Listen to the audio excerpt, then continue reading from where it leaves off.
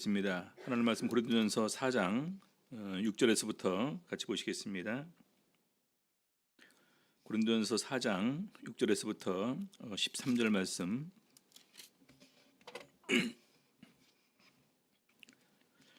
먼저 우리 6절에서부터 8절까지 먼저 읽겠습니다.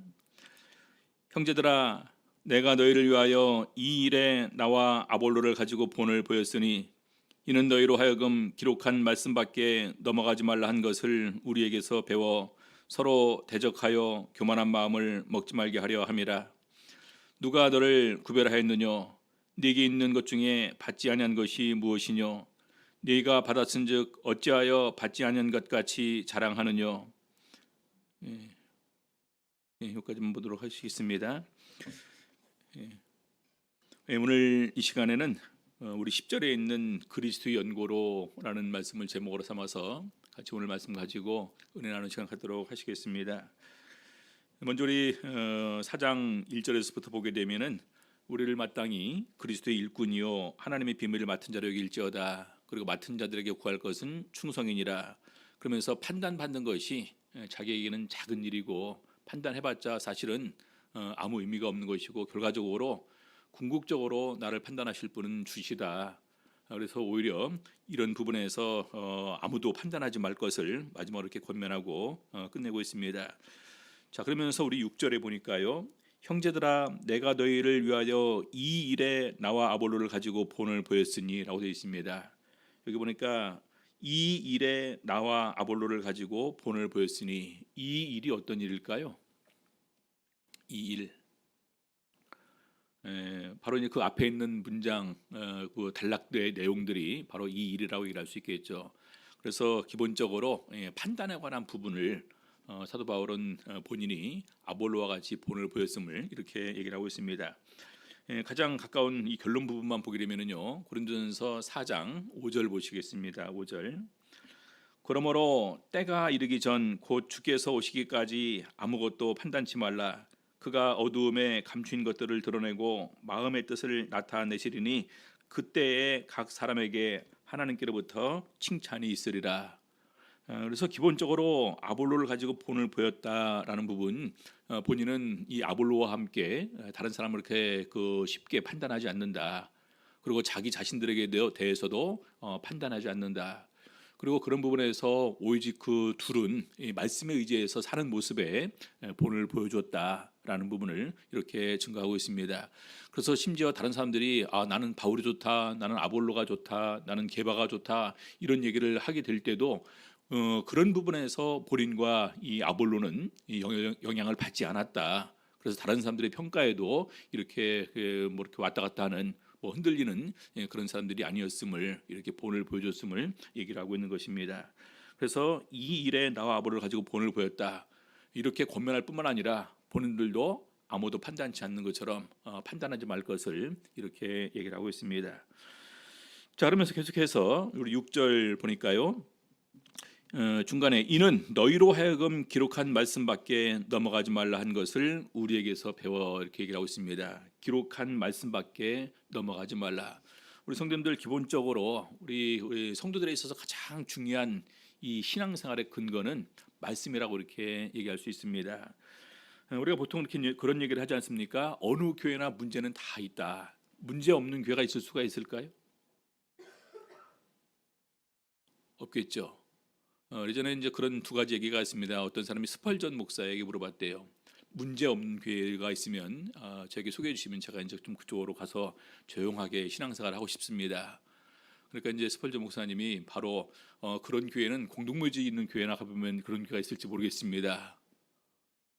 왜냐하면 묘지교회는 어떤 교회입니까? 이미 다 죽은 사람만 있는 교회니까 다 죽어버렸으니까 문제가 존재하지 않겠죠. 그리고 또 한 목사님이 이렇게 대답을 해줬답니다. 문제 없는 교회가 있습니다. 그러나 우리 형제님이나 자매님이 그 교회에 출석하시는 순간에 그 교회는 문제 있는 교회로 바뀌는 것입니다. 무슨 말입니까? 가지 말라는 말이에요. 본인 스스로 여기서 고치지 못하면서 아무리 좋은 데 가게 돼봤자 부족한 내가 오히려 거기 가서 민폐 끼치는 정도밖에 안 되는 이런 부분을 얘기를 하고 있습니다. 그래서 어느 교회나 문제는 있는데 중요한 것은 건강한 교회고 또 지혜로운 교회는요, 큰 문제는 작은 것으로 만들 수 있는 교회, 그리고 작은 문제는 없는 것으로 만들 수 있는 교회가 건강한 교회다, 이렇게 얘기할 수 있습니다. 근데 어떤 교회는요, 아주 작은 문제도 막 확대시켜서 오히려 일을 더 크게 만드는 경우도 있는 것을 보게 됩니다. 그렇죠? 그래서 중요한 것은 우리가 서로 짐을 지는 가운데, 서로 배려해 주는 가운데에서, 서로 품는 가운데에서 이런 문제들을 잘 해결할 수 있는 그런 마음을 가지는 것이 중요합니다.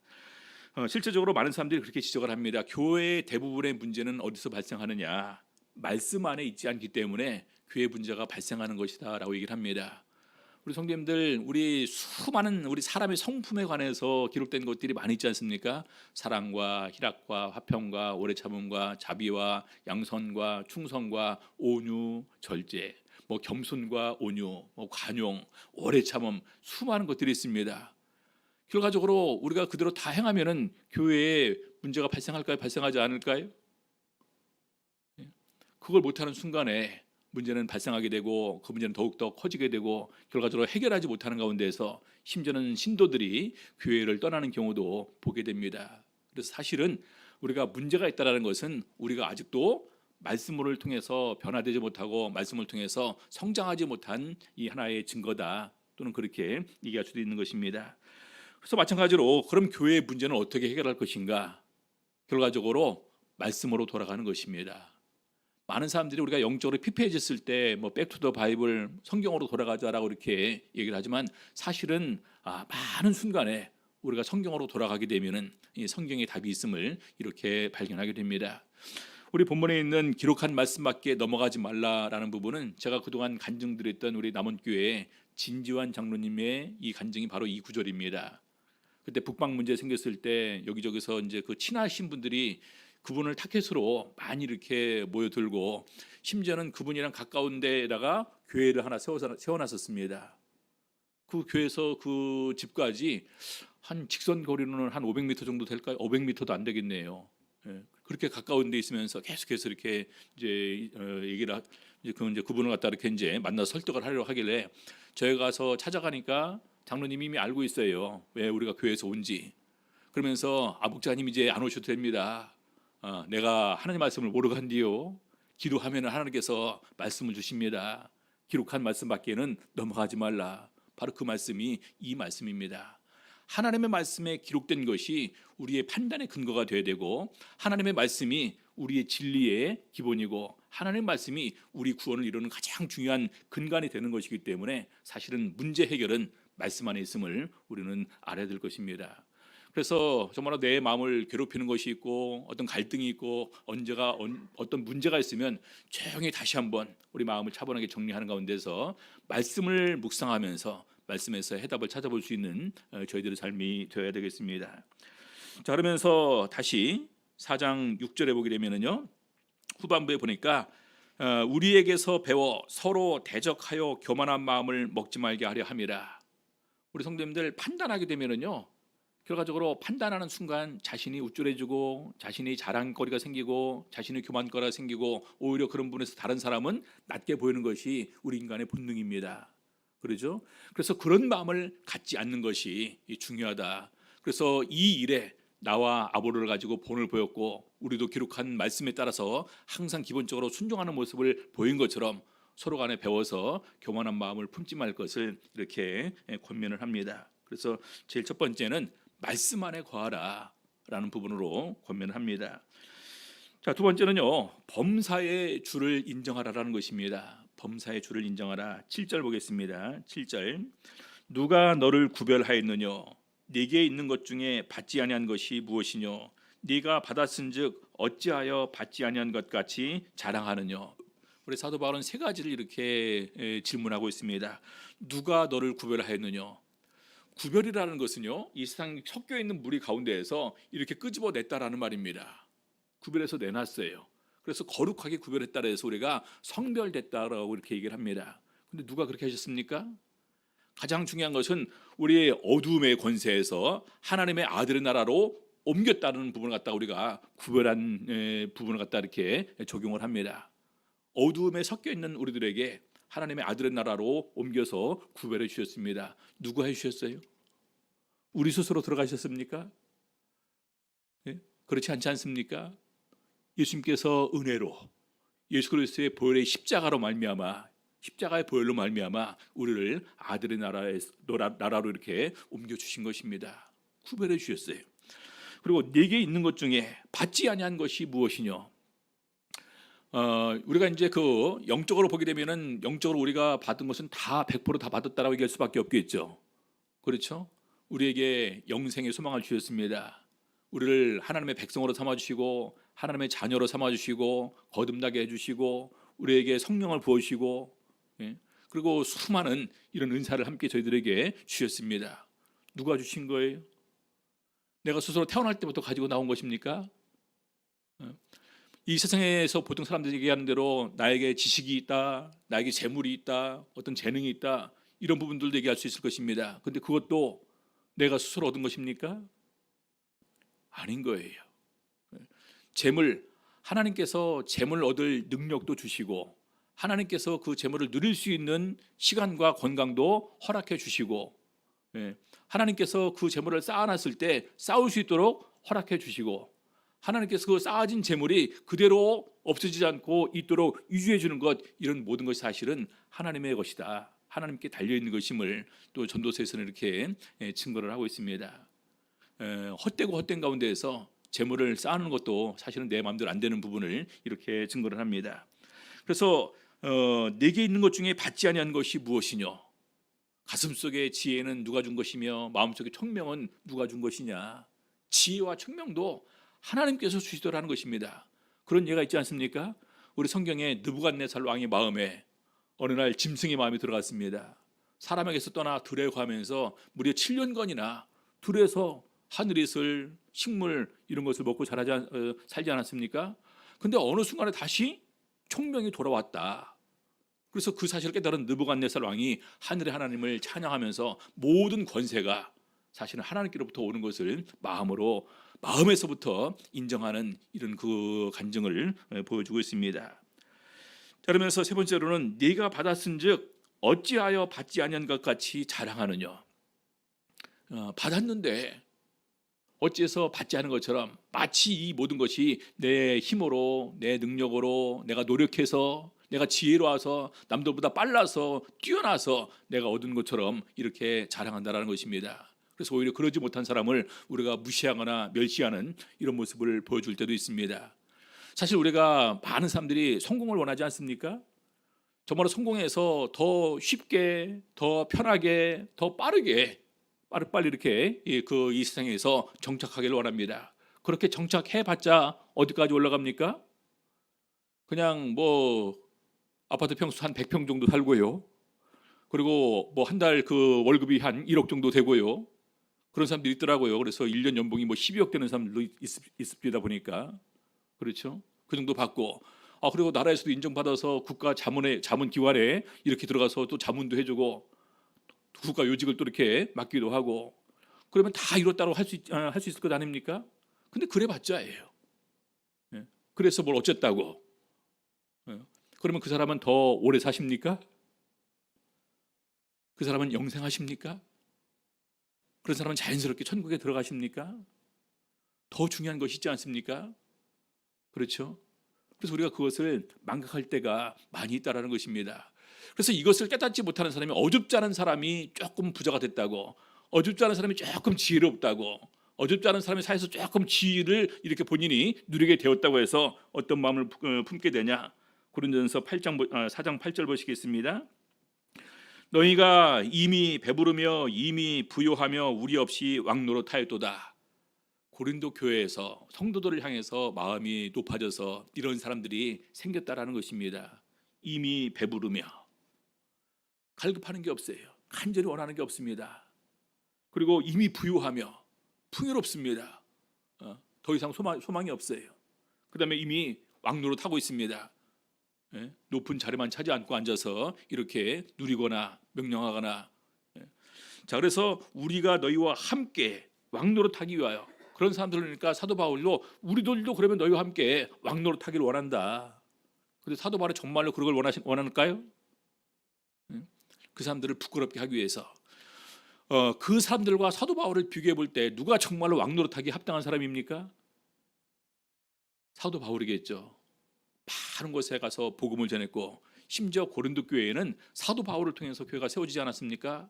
누구보다도 거기서 왕노릇할 만하겠죠. 예. 그러면서 참으로 너희의 왕노릇하기를 원하노라 라는 부분은 사도 바울이 애둘러서 이 교만한 사람들, 이미 부유하고 배부르고 왕노릇하는 사람들 갖다가 이렇게 질책하기 위해서 이렇게 얘기를 하는 것입니다.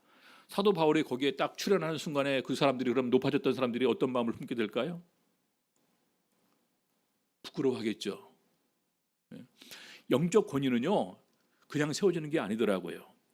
예전에 저희가 이제 그 신학할 때 양요한 장로님이 한국에도 많이 오셨지 않았습니까? 우리 초기 한국 교회를 또 많이 도와주시고 또 설교 강습, 뭐 이제 신학적인 부분에서도 많이 이렇게 도움을 주셨습니다. 이분의 영적인 카리스마는 참 대단합니다. 미국에 계시다가도 그분이 이제 그 신학원에 딱 오잖아요. 대만으로 돌아오면 대만 총회 전체가 긴장을 합니다. 그분을 두려워해요. 마치 어떤 형제가 얘기하기를 마치 그분 앞에 서게 되면은 내 마음이 다 꿰뚫려져서 그분 앞에 다 벌게복해서 보여지는 것 같다. 그러면서 두렵다라는 것입니다. 그래서 그분이 온다라면 청소도 한 번 더 하게 되고, 그리고 사람들이 또 성경 말씀도 한 번 더 보게 되고, 또 신학생들은 굉장히 긴장합니다. 3학년 집합, 오늘 밤에 아무도 예정도 없었었는데 3학년 집합, 2학년 집합하면서 바로 거기서 이렇게 즉석으로 질문도 하기도 하고 또 가르쳐주기도 하고, 또 저희들도 역시 마찬가지죠. 한국 신학생 집합, 그래서 저희들도 또 집합해서 또 이제 거기 가서 이렇게 말씀을 들었던 기억이 납니다. 그래서 그분이 이렇게 이제 거기 오기 전까지는 나름대로 대만에서 본인이 좀 높다고 생각했던 사람들도 있지 않았겠습니까? 근데 그분 딱 나오시는 순간에 아무것도 아니에요. 그대로 다 평정됩니다. 그런 것처럼 고린도 교회가 아무리 높아졌다 할지라도 사도 바울이 다시 고린도 교회에 가는 순간에 수많은 고린도 교회 사람들이 누구를 더 이렇게 높여줄까요? 당연히 사도 바울이겠죠. 오늘날처럼 우리가 한 교회를 개척하고 한 교회를 세우고 이렇게 그 교회에 담임 목자가 되었을 때 그 권세는 얼마나 클까요? 우리 성도님들, 일반 교회의 담임 목사의 권세는 엄청 높습니다. 거기 부목사도 있지 않습니까? 근데 부목사가 담임 목사의 그 영적 권위에 절대적으로 그 권위를 갖다가 추월할 수가 없습니다. 저희가 한번 이렇게 세미나를 가게 되면은요, 원래 이제 그 세미나는 담임 목사의 목회 철학이 워낙 이렇게 이제 그 우리 한국 사회에서 유명해서 우리가 이제 듣기 위해서 가지 않습니까?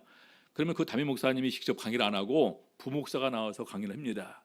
그럼 철저하게 우리 담임 목사님 목회 철학은 이렇습니다. 거기부터 시작해서 자기가 그분보다 더욱더 뛰어난 부분이 있고 더 좋은 견해가 있다 할지라도 절대 세미나 할 때도 그 부분을 앞세우질 않습니다. 그냥 말 그대로 담임 목사의 목회 권위에 절대 순종, 이 부분이 이 부목사들의 마음속에도 이렇게 있더라고요. 한 교회에 목사가 뭐 20명 있는 교회도 있지 않습니까? 그렇죠? 예. 근데 그럼에도 불구하고 그 권위를 인정이 됩니다. 그래서 그런 부분에서 우리 사도 바울이 너희가 이미 배부르며 이미 부유하며 우리 없이 왕노릇하였도다. 이 부분은 사도 바울이 사실은 질책하는 것입니다. 그래서 우리가 너희와 함께 왕노릇하기 위하여 참으로 너희의 왕노릇하기를 원하노라. 그래, 좋다 그러면 나도 너희와 함께 왕노릇 해보겠다. 참으로 왕노릇하기 원한다. 사도 바울의 본 마음이 그렇지 않으려라는 것은 다 알고 있을 것입니다. 그래서 바로 이러한 부분에서 우리가 진심으로 주님을 인정하는 가운데서 우리 스스로를 낮출 것을 이렇게 얘기를 하고 있습니다. 그래서 우리 바울 서신의 많은 부분에 보게 되면은 범사의 그를 인정하라라는 부분들도 이렇게 많이 있는 것을 보게 됩니다. 고린도전서 15장 9절 10절 보시겠습니다. 고린도전서 15장 9절 10절. 나는 사도 중에 지극히 작은 자라. 우리 성도님들, 예수 그리스도의 제자로 살아가는 가운데서 사도가 된다는 것은 사실 가장 영광스럽지 않습니까? 근데 우리 사도 바울은 사도 중에 지극히 작은 자라. 뭐 성도 중에 지극히 작은 자, 사도 중에 작은 자, 심지어는 죄인 중에 괴수, 이렇게 고백하지 않습니까? 하나님의 은혜라는 거울에 나를 비추어 보게 될 때 나는 너무나 미천하고 보잘것없는 존재다. 이게 보여야 됩니다. 이게 보이지 않으면은요, 우리는 마음속에 교만한 마음과 자랑하는 마음과 심지어 다른 사람을 이렇게 무시하는 이런 눈이 저절로 띄어지게 되는 것입니다. 자, 그러면서 그 이유가 내가 하나님의 교회를 핍박하였으므로 사도라 칭함을 받기에 감당치 못할 자로라. 주님과 나와의 관계, 교회와 나와의 관계를 보니까 나는 교회 지금까지 내가 어떻게 했나, 내가 교회에 대해서 어떻게 했나, 내가 주님에 대해서 어떻게 했나라는 것을 생각해 보니까 나는 정말로 사도라 칭을 받기에 감당치 못할 자라는 것입니다. 우리 성도님들 그 두 가지를 바라볼 수 있어야 됩니다. 나는 지금까지 교회에 대해서 어떻게 해왔는가? 교회는 우리 성도들이지 않습니까? 성도들에 대해서 어떻게 해왔는가? 나는 지금까지 예수님에 대해서 어떻게 해왔는가? 그게 보여지면 우리가 지금까지 정말로 아무것도 내세울 것이 없었구나라는 부분을 우리는 인정할 수밖에 없다라는 것입니다. 자, 그러면서 10절 보겠습니다. 15장 10절. 그러나 나의 나 된 것은 하나님의 은혜로 된 것이니, 나의 나 된 것이, 오늘 내가 사도가 된 것이 철저하게 하나님의 은혜로 된 것이다. 내게 주신 그의 은혜가 헛되지 아니하여 내가 모든 사도보다 더 많이 수고했다. 정말로 그 은혜를 보답하기 위해서 기쁘고 감사하는 마음으로 더 많이 수고했다라고 얘기를 하고 있습니다. 그러나 그것도 내가 아니요 오직 나와 함께 하신 하나님의 은혜로다. 우리 성도님들 일하는 것도요, 많은 것이 거기에 이렇게 복합적으로 맞아야 됩니다. 그렇죠? 기회가 맞아야 되겠죠. 그렇죠? 그 기회랑 나랑 맞지 않으면 내가 일하고 싶어도 안 되지 않습니까? 그리고 마침 그 기회가 맞았을 때 내가 준비가 돼 있냐 안 되느냐가 역시 들어맞아야 되겠죠. 기회가 왔는데 나한테 준비가 돼 있지 않으면 어떻게 합니까? 자연스럽게 거절하겠죠. 그렇죠? 또 기회가 왔는데 내가 기꺼이 나 자신을 헌신할 이런 마음이 없으면 안 되지 않겠습니까? 그래서 실제적으로 내가 일을 했지만 사실은 그것이 아니라 나와 함께 하신 하나님의 은혜고 내가 한 것이 아니다. 사도 바울은 그렇게 고백을 합니다.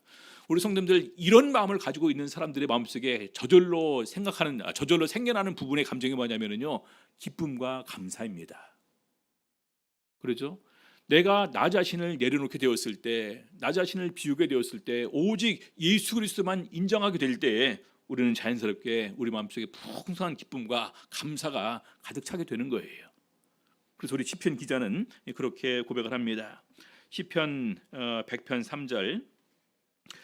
여호와가 우리 하나님이신 줄 너희는 알지어다. 그는 우리를 지으신 자시요 우리는 그의 것이니 그의 백성이요 그의 기르시는 양이로다. 여호와가 우리 하나님이고 그 하나님께서 나를 지으시고 내가 하나님의 것이고 내가 하나님의 백성이고 하나님의 기르는 양이다. 더 나아가서 내가 하나님께로부터 정말로 사랑받는 존재다. 우리 기쁨과 감사의 표현 자연스럽게 나오는 것도 아니지 않습니까? 내가 하나님의 기쁨이 되고 하나님의 사랑받는 존재가 됐다. 이 사실 자체를 확신함을 통해서만 우리는 더욱더 풍성한 주님의 은혜를 누릴 수가 있는 것이고 주님의 은혜를 증거할 수 있는 이런 삶을 살 수 있게 됩니다. 시편 8편 보니까 바로 우리 자신을 제대로 바라보면서 이렇게 고백을 합니다. 사람이 무엇이고 한데 주께서 저를 생각하시며 인자가 무엇이고 한데 주께서 저를 권고하시나이까. 이것이 복음성가로 나온 게 있었죠. 여호와 우리 주여 하면서 쭉 이제 시작을 하죠. 그러면서 사람이 무엇이고 한데 주께서 저를 생각하시며 인자가 무엇이고 한데 주께서 저를 권고하시나이까. 지금까지 하나님께서 나와 함께 해주신 것을 체험한 사람의 고백입니다. 도대체 내가 하나님 보시기에 뭐길래 나를 생각해 주시고 내가 도대체 얼마나 하나님의 사랑과 관심 받는 존재이기에 나를 끊임없이 이렇게 돌아와 주십니까? 이것은 간증 있는 사람이 고백할 수 있는 부분이지 않습니까? 기쁨과 감사가 넘칠 때 이렇게 고백하는 것입니다. 시편 107편 8절 9절 보겠습니다. 시편 107편 8절 9절. 여호와의 인자하심과 인생에 행하신 기이한 일을 인하여 그를 찬송할지로다. 이 인자라는 말이 우리 성경에 많이 나오지 않습니까? 이 인자라는 말이 하나님께서 우리 사람에 대해서 대해 주시는 이런 모습을 인자함으로 많이 표현합니다. 여호와의 인자하심과 인생에게 행하신 기이한 일을 인하여 그를 찬송할지로다. 우리 강남교회 성도님들에게 행하신 기이한 일을 인해서 그를 찬송할지로다. 강남교회 지금까지 얼마나 많은 시간 동안 하나님께서 역사하셨을까요? 우리 30주년 이렇게 또 기념하지 않았습니까? 그 30년 기간 동안에 우리가 느끼지 못하는 가운데서도, 우리가 몰랐던 가운데서도 항상 하나님의 인도하심과 함께하심이 있었으리라 확신합니다. 다 간증으로 표현하지 않아도, 다 말로 이렇게 나타나지 않아도 자기 마음속에 간직한 것도 많이 있을 거예요. 그러지 않겠습니까? 저도 올해 이제 강남기 7년째를 이렇게 이제 마지막을 마무리할 준비를 하고 있는데, 이 7년 안에 제 스스로도 정말로 마음속으로 감사한 부분들이 많이 있습니다.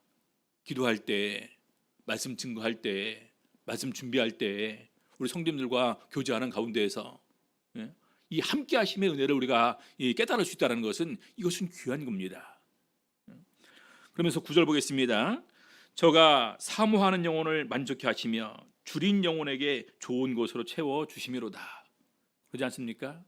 사모하는 영혼을 만족케 하시고 줄인 영혼에게 좋은 것으로 채워주시기 때문에 더욱더 우리는 기쁜 마음으로, 더욱더 감사한 마음으로 주님 앞에 나와 찬양과 영광을 드릴 수가 있게 되는 것입니다. 계시록을 보면서 제일 많이 나오는 부분이 찬양이지 않습니까? 찬양과 영광을 하나님께 돌리는 거예요. 이 하나님 앞에서 가장 귀한 것입니다. 하나님께서 가장 기뻐하면서 받으시는 것입니다. 그래서 이 기쁨과 감사함으로 하나님께 나가는 것은 하나님께서 너무나 좋아하시는 거예요. 자, 그다음에 마지막 세 번째로 우리의 존재 이유를 분명히 알 것을 이렇게 얘기를 하고 있습니다. 고린도전서 4장 9절입니다. 고린도전서 4장 9절. 내가 생각건대 하나님이 사도인 우리를 죽이기로 작정한 자같이 미말에 두셨음에 우리는 세계 곧 천사와 사람에게 구경거리가 되었노라. 여기 보니까 하나님께서 우리를 이렇게 두셨다라는 것입니다. 마치 우리를 죽이기로 작정한 것 같이 미말에 두었다. 미말이라는 말은 전쟁에서 이렇게 할 때 나오는 용어인데, 이제 전쟁에서 승리하고 포로로 끌어가지 않습니까? 먼저 쭉 가면서 마지막에 포로를 다 줄줄이 묶어서 끌고 가지 않습니까? 그런 것처럼 그렇게 끌고 갑니다. 그래서 이렇게 개선하게 되면 수많은 사람들이 거리 나와서 환호를 올리겠죠. 그러면서 마지막 끌려 나오는 포로들한테는 어떤 태도를 보일까요? 막 비방과 조롱과 모욕을 주겠죠. 왜냐하면 전쟁에 서로 원수로 대적으로 만났었으니까 그렇게 할 것입니다. 마치 하나님께서 우리를 그렇게 두셨다. 그러면서 세계 곧 천사와 사람에게 구경거리가 되었노라, 이렇게 고백을 하고 있습니다. 사도가 됐긴 됐는데, 나의 나 된 것은 은혜로 되었는데, 지금까지 이렇게 살면서 보니까 말 그대로 그냥 그 빛 좋은 개살구처럼 좋을 게 별로 없어요. 근데 누가 그렇게 두셨다는 말입니까? 하나님께서 우리를 그렇게 처하게 두셨다는 것입니다. 10절 보겠습니다. 우리는 그리스도 연고로 미련하되 너희는 그리스도 안에서 지혜롭고, 우리는 생략된 거죠. 우리는 그리스도 연고로 약하되 너희는 강하고, 너희는 존귀하되 우리는 그리스도 연고로 비천하여. 앞에 있는 것은 9절은 하나님이 주가 되었다면은요, 이 10절은 우리가 주가 돼서 그렇게 생각을 했다라는 것입니다. 바울 사도 스스로가 하나님께서 우리를 이렇게 주셨으니까 나도 그 하나님의 뜻에 그냥 순응하는 가운데에서 하나님 앞에서 그리스도를 마음속에 품음을 통해서 스스로 비천해지고, 스스로 낮아지고, 스스로 약해졌음을 이렇게 고백하는 것입니다. 우리는 그리스도 연고로. 빌립보서 4장 11절부터 13절 보시겠습니다. 내가 궁핍함으로 말하는 것이 아니라 어떠한 형편이든지 내가 자족하기를 배웠노니, 내가 비천에 처할 줄도 알고 풍부에 처할 줄도 알아. 모든 일에 배부르며 배고픔과 풍부와 궁핍에도 일체의 비결을 배우노라. 내게 능력 주시는 자 안에서 내가 모든 것을 할 수 있느니라. 여기는 반대로 내가 모든 것을 다 할 수 있느니라라고 고백을 합니다. 근데 근거는 뭡니까? 예수 그리스도가 나와 함께 하심을 통해서 내가 이 모든 것을 다 행할 수 있다는 것입니다. 앞에는 예수님께서 나와 함께 하시고, 예수님께서 먼저 내 앞에서 낮아지고 겸손해 주시고, 그다음에 모든 비방과 그런 그 괴로움을 다 참고, 심지어는 마지막 십자가 지신 것까지 다 생각하는 가운데서 나도 그 예수 그리스도를 본을 받아서 다 내려놓고 참아주고, 그다음에 스스로 비천에 처했다라는 것입니다. 그래서 그리스도의 연고로 미련해졌고, 그리스도의 연고로 약해졌고, 그리스도의 연고로 비천에 처할 줄 알게 되었다는 것이 사도 바울의 고백입니다.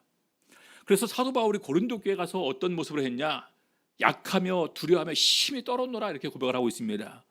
근데 사도 바울이 정말 약할까요? 우리 바울 서신을 보게 되면 바울 사도는 굉장히 강한 사람 중에 한 사람입니다. 심지어 복음 전파 여행 갔을 때 마가가 중간에 힘들어서 도망가니까 두 번째 갈 때는 데려가지 말자고. 그러죠? 강성이거든요. 그래서 사도 바울이 그렇게 했다는 것은 그리스도의 연고로 약하고 그리스도의 연고로 두려워했고 그리스도의 연고로 심히 떨었노라 이렇게 고백한 것이라는 것입니다. 우리 성님들 이 마음이 우리들에게 있어야 돼요. 내가 마음속에 예수 그리스도를 품으면은 우리는 인내할 수 있다는 것입니다. 참을 수 있다는 것입니다. 억울한 누명 쓴다 할지라도 아무리 힘든다 할지라도 아무리 슬픈 일이 발생했다 할지라도 이길 수 있다는 것입니다. 그리스도의 연고 이것이 없으면은요 우리는 신앙 안에서 많은 부분에서 그냥 옛날에 육적인 모습을 그냥 드러낼 수밖에 없는 것입니다. 자, 고린도전서 4장 마지막 11절부터 13절까지 보겠습니다. 그래서 온전한 헌신을 했음을 고백을 하고 있습니다. 바로 이 시간까지 우리가 줄이고 목마르며 헐벗고 매맞으며 정처가 없고 또 수고하여 친히 손으로 일을 하며 후욕을 당한즉 축복하고 핍박을 당한즉 참고 비방을 당한즉 권면하니 이렇게 할 수 있겠습니까? 그리스도의 연고가 아니면 불가능한 일입니다. 그렇죠? 그래서 우리가 지금까지 세상의 더러운 것과 만물의 찢기같이 되었도다. 마치 이 세상에서 가장 비천해서 쓸모없어서 버려진 사람들처럼 그렇게 취급을 받는 것과 마찬가지가 되었다라는 것입니다. 그래서 바로 이것이 주를 위해서 또 예수를 본받는 가운데서의 온전한 헌신의 모습이었음을 우리 사도 바울은 그렇게 고백을 하고 있습니다. 이 편지를 받는 우리 고린도 교회 성도들이 얼마나 부끄러웠을까요? 얼마나 미안했을까요? 정말 쥐구멍에 있으면 들어가고 싶을 정도의 부끄러움이 그들에게 있었으리라 생각됩니다. 바로 이 부분입니다. 우리 성도는 그런 거예요. 그리스도의 연고로 우리가 모든 것을 이길 수 있는 힘이 우리들에게 있어야 됩니다. 우리 세례 요한은 어느 날 제자들이 와서 이렇게 얘기를 합니다. 선생님, 우리한테 세례받던 사람들이 이제는 전부 다 옛날에 우리 선생님이 세례를 주었던 그 사람 다 예수라는 사람에게 가서 세례를 받습니다. 인간적으로 생각하게 된다면 얼마나 참 비참한 일입니까? 우리는 숫자가 점점 줄어가고 심지어는 없어져 가는데 저기는 막 사람 숫자가 늘어가고 있습니다. 세례요한이 뭐라고 고백합니까? 그는 흥하여야 하겠고 나는 쇠하여야 하리라. 예수 그리스도를 알기 때문에, 예수님께서 누구신지를 알기 때문에, 예수의 사역이 뭔지를 알기 때문에 기꺼이 그런 말을 할 수가 있었던 것입니다. 우리 다윗 왕은 아들 압살롬이 반역을 해서 피난을 갑니다. 근데 시므이라는 사람이 와서 저주를 합니다. 왕을 저주를 하는 거예요. 그러니까 이제 수르야의 아들들이 가서 우리가 명령만 하면 한 칼에 저 사람을 쳐서 죽이고 오겠습니다. 그러니까 다윗 왕이 이렇게 고백을 합니다. 사무엘하 16장 10절 왕이 가로되 수르야의 아들들아 내가 너희와 무슨 상관이 있느냐 저가 저주하는 것은 여호와께서 저에게 다윗을 저주하라 하심이니 네가 어찌 그리하였느냐 할 자가 누구겠느냐 하고 그가 저주하는 것이 하나님께서 그렇게 두셨다라는 것입니다. 아까 우리 보니까 하나님께서 우리를 그렇게 두셨다라는 말이 있고요. 우리는 그리스도 연고로 이렇게 했다는 말이 있습니다. 그래서 그것을 깨닫고 인정하는 마음이 들어가게 될 때 우리는 진심으로 그리스도의 연고로 이 세상을 살아갈 수 있는 그런 신앙이 될 수가 있는 것입니다. 그래서 원화업기는 우리 강남교회 성도님들의 마음속에 그리스도가 가득 차게 되고 그 그리스도의 연고로 이 세상을 새롭게 바라보고 새롭게 판단하고 새롭게 행할 수 있는 우리 성도님들 다 될 수 있기를 우리 주 예수 이름으로 바랍니다.